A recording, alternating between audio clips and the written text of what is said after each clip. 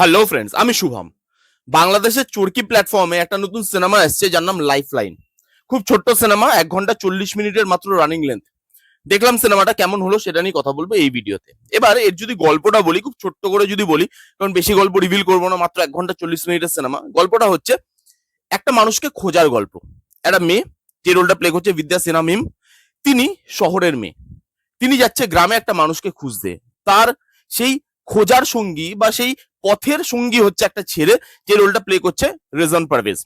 এবারে দুজন মিলে একটা মানুষকে খুঁজছেন। কেন খুঁজছে, কি কারণে খুঁজছে, এবং তাকে খুঁজে পাওয়া যাচ্ছে না যাচ্ছে না, এই নিয়েই এই 1 ঘন্টা 40 মিনিটের সিনেমা। এটুকুই আপনারা জেনে রাখুন, কারণ ছোট সিনেমা, সেকেন্ড হাফে গল্পটা রিভিল হয়ে যায় একদম প্রথমেই।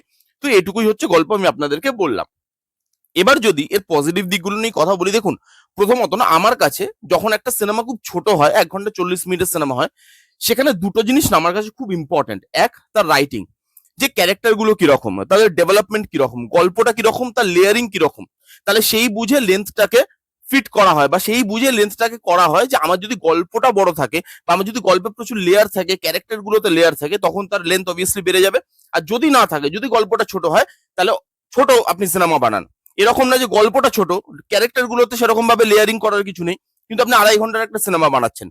সেটা হয়নি। এখানে রাইটিংটা খুব ভালো। এখানে যে 1 ঘন্টা 40 মিনিটের সিনেমা, এই রানিং লেন্থটা জাস্টিফাইড। খুব ছোট গল্প, বেশি কিছু দেখানো হচ্ছে না, কিন্তু যেটুকু দেখানো হচ্ছে ওটুকু ভালো। ফাস্ট পেস গল্পটা না আপনাকে বেঁধে রাখতে পারে। আপনার কোথাও মনে হয় না যে রাইটিং এ কোথাও গিয়ে গল্পটা গ্রিপ লুজ করছে, বা আননেসেসারি স্ট্রেচ করছে, টানছে, এটা মনে হয় না, বোরিং ফিল হয় না। এই গল্পের মধ্যে রাইটিং এর জন্য না, রাইটিংটাকে যদি আমি দুটো ভাগে ভাগ করি, ফার্স্ট হাফটা হচ্ছে জার্নির একটা গল্প। এই যে ছেলেটা আর মেয়েটা, তারা যাচ্ছে, রিজওয়ান পারভেজ এবং বিদ্যা সিনহা মিম, তারা দুজন যাচ্ছে, যে জার্নি, তাদের যে কেমিস্ট্রি, সেটাকে ভালো করে দেখানো হয়েছে। সেখানকার যে আঞ্চলিক ভাষা, একটা গ্রামের যে আঞ্চলিক ভাষা বাংলাদেশের, সেটা বুঝতে কোথাও কোথাও অসুবিধা হতে পারে আপনাদের, কিন্তু সেই আঞ্চলিক ভাষাটা অথেন্টিকেশন দেয়, সেটা দেখতে ভালো লাগে। এবং সেই যে জার্নিটা, সেটা ভালো। সেকেন্ড হাফে গিয়ে মুভিটা ফ্লিপ করে ইমোশনে। সেখানে কমেডি নেই, কমেডি আছে ফার্স্ট হাফে।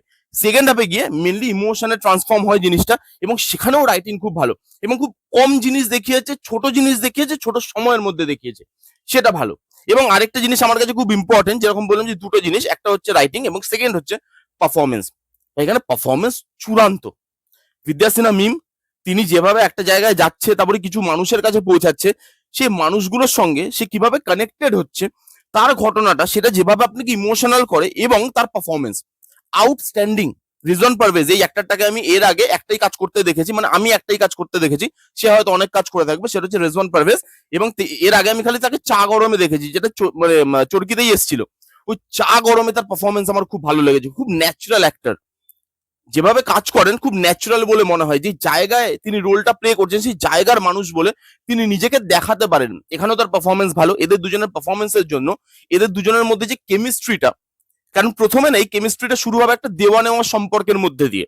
আমি বলছি না, আপনারা দেখলে বুঝতে পারবেন। পরবর্তীকালে এটা একটা আত্মার সম্পর্ক হয়ে ওঠে। কিভাবে হয়ে ওঠে, ওই এই ক্যারেক্টার দুটোতে লেয়ারিং করা হয়েছে। এদের ট্রান্সফরমেশনটা ওভারনাইট হয় না, 1 ঘন্টা 40 মিনিট দেখানো হয়েছে। এই ট্রান্সফরমেশনটা, ছোট ছোট ক্যারেক্টার যারা আছে তারাও ভালো। একজন ক্যারেক্টার, মানে একটা অ্যাক্টরের নাম আমি এখানে করতে চাইবো, আকামো হাসান। দেখুন, যখন থেকে আমাদের এপার বাংলায় মোশাররফ করিম বা চঞ্চল চৌধুরী এতটা পপুলার হয়নি, তখন থেকে আমি বাংলাদেশের নাটক, যে নাটক হয় না বাংলাদেশের, সেই নাটকগুলো আমি দেখি। এবং মোশাররফ করিম, চঞ্চল চৌধুরী, এই নাম দুটোর সঙ্গে যখন এপার বাংলা পরিচিত নয়, আমি তাদেরকে তখন থেকে চিনি।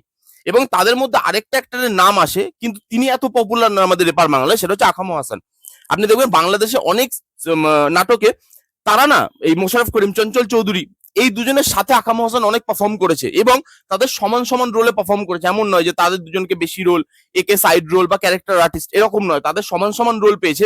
এবং এই অ্যাক্টরটা ভালো অ্যাক্টর, এই অ্যাক্টরটা ডেলিভার করতে পারে। এবং আমার মনে হয় এরকম ধরনের অ্যাক্টরকে বাংলাদেশের তরফ থেকে আরো উঠিয়ে আনা উচিত। এনার বিভিন্ন নাটকের আগেও আমি দেখেছি, যেরকম হারকিপ্টে।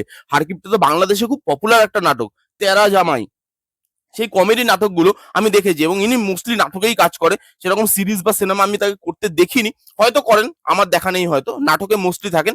এবং আমার মনে হয়েছে যে তাকে এবার বাংলাদেশের যে সিনেমা বা বাংলাদেশের যে সিরিজ, যে প্ল্যাটফর্ম গুলোতে বেরোয়, লাইক চরকি, লাইক হইচই, এগুলোতে তাকে আরো একটু ফ্রন্ট ফুটে নিয়ে আসা উচিত। কারণ এই মানুষটা যেভাবে পারফর্ম করেছে, সেকেন্ড হাফে না জিনিসটাকে এলিভেট করে দেয়। এতটা ইমোশনাল করতে পারে সেকেন্ড হাফে, তার ক্যারেক্টারটা খুব সুন্দর। এবং আমি বহুদিন ধরে চিনি আকামো হাসান স্যারকে, এবং আমার খুব ভালো লাগে এই অ্যাক্টরটাকে, খুব ন্যাচারাল। এবং কমেডি রোল করে মোস্টলি বেশিরভাগ যারা বাংলাদেশের দর্শক তারা হয়তো আমার সঙ্গে একমত হবেন, আর যদি ভুল হই আমাকে একটু শুধরে দেবেন। তো এই আকাম হোসেন যেহেতু কমেডি ক্যারেক্টার একটু বেশি করে, ইমোশনাল এই ক্যারেক্টারটা সেটা খুব ভালোভাবে প্লে করেছে। এই ক্যারেক্টারটা ছিটে ফোটা কমেডি নেই, পুরোটা ইমোশনাল এবং আউটস্ট্যান্ডিং প্লে করেছে। এই রকম অ্যাক্টরকে বাংলাদেশের আরো না সামনে নিয়ে আসা উচিত। এখানে যেভাবে জায়গাটা দেখিয়েছে, যেভাবে লুক অ্যান্ড ফিলটা করেছে সেটা ভালো, ঝা চকচকে, কিন্তু কোথাও গিয়ে ওভার গ্ল্যামারাইজড নয়।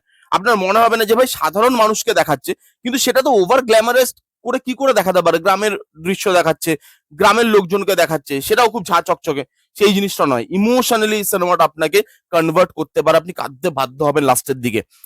দুটো বাবার মেয়ে সম্পর্ক দেখিয়েছে, একটা বাবা তার মেয়ের জন্য কি কি করতে পারছে এবং একটা মেয়ে তার বাবার জন্য কি কি করছে, এই দুটো সম্পর্ক যেভাবে দেখিয়েছে, বন্ডিং, এবং পরবর্তীকালে যেভাবে জিনিসটা এগোচ্ছে আপনাকে কোনো ইমোশনটা ফিল করাতে পারে, চোখে জল আসবে আপনার রাকুম হাসানের পারফরমেন্সের জন্য, এই গল্পটা লেখার জন্য, এই ক্যারেক্টার গুলোর জন্য, ক্যারেক্টার গুলোর পারফরমেন্স এতটা ফিল করিয়েছে আপনাকে, সেই জিনিসগুলো খুব ভালো। টাইট সিনেমা, কোথাও বোর করে না, ওয়ান টাইম ওয়াচের জন্য বেশ ভালো একটা অপশন, এটুকু আমি বলতে পারি। ভালো কাজ এটা একটা, ছোট, ক্রিস্প, বাট ইম্প্যাক্টফুল।